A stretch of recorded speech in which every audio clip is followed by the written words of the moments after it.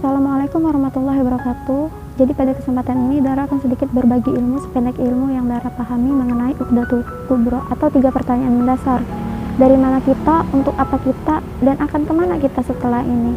Nah, jadi ketika 3 konteks ini sudah terjawab, kita akan tahu dan kita akan lurus. Sebelum Dara menjawab ketiga pertanyaan ini, Dara akan sedikit memberi statement-statement yang sering terjadi kepada kita. Yang di antara kita pernah bertanya-tanya, kok kita harus ibadah ya?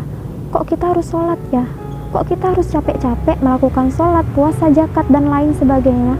Nah, makanya insya Allah ketika ketiga pertanyaan mendasar ini sudah terjawab, kita akan paham. Untuk menjawab ketiga pertanyaan ini tentunya sudah ada dalam Al-Quran dan sudah terdapat dalil dalam Al-Quran. Nah, yang pertama, ketika kita mau menjawab dari mana kita berasal, jawabannya ada di Al-Quran, di dalam Quran surah Al-Insan ayat 1-2. Tidak lain dan tidak bukan, kita itu berasal hanya dari setetes air yang hina. Makanya terjadilah kita yang sekarang ini. Kita bisa melihat, kita bisa mendengar, kita bisa merasakan. Nah, artinya ketika kita memahami bahwa kita ini hanya berasal dari setetes air yang hina, kita nggak layak untuk menyombongkan diri. Kenapa kita harus beribadah, kita harus sholat, kita harus puasa? Karena kita ini butuh Allah, kita ini hina, kita membutuhkan sesuatu yang kokoh. Dan bahwasanya kita ini dikatakan berasal dari tanah dan akan kembali ke tanah lagi. Makanya ketika kita berada di bumi Allah ini, ketika kita tidak melakukan ibadah-ibadah yang Allah berikan, mau jadi apa kita ini? Sudah hina, nggak ibadah lagi. Tidak lain dan tidak bukan, kita ini berasal dari Allah dan akan kembali lagi kepada Allah. Dan kita hidup karena Allah, mati pun karena Allah. Contoh nih, saya berikan ilustrasi. Ada anak yang disekolahkan oleh orang tuanya. Tujuan dia disekolahkan untuk apa? Untuk belajar, untuk menuntut ilmu. Artinya apa? Anak ini diberi tanggung jawab dan diberi amanah oleh orang tuanya. Supaya tujuan dia belajar di sekolah itu untuk mengumpulkan bekal. Untuk apa? Untuk dibawa pulang ke rumah. Sama halnya ketika Allah ciptakan kita. Tujuannya apa? Tujuannya untuk ibadah kepada Allah. Tujuan daripada penciptaan Allah kepada kita yaitu tidak lain dan tidak bukan, yaitu Allah memberikan tanggung jawab kepada kita, memberikan amanah kepada kita. Supaya apa? Supaya kita bisa menyelesaikan dan menjaga amanah yang telah Allah berikan kepada kita sebaik mungkin. Seperti penjelasan surah Az-Zariyat ayat 56. Dan tidaklah aku menciptakan jin dan manusia melainkan untuk beribadah kepadaku. Menjadikan segala bentuk aktivitas kita itu untuk beribadah kepada Allah.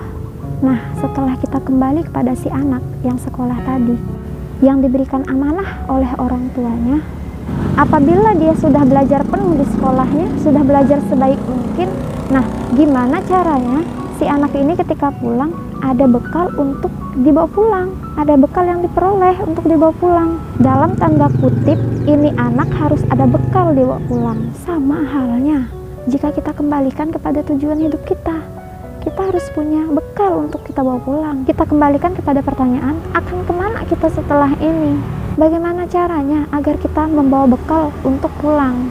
Dijelaskan pula dalam Al-Quran surah Al-Ma'idah ayat 105. Kita ini akan kembali kepada Allah. Artinya kita hidup untuk Allah dan mati pun untuk Allah.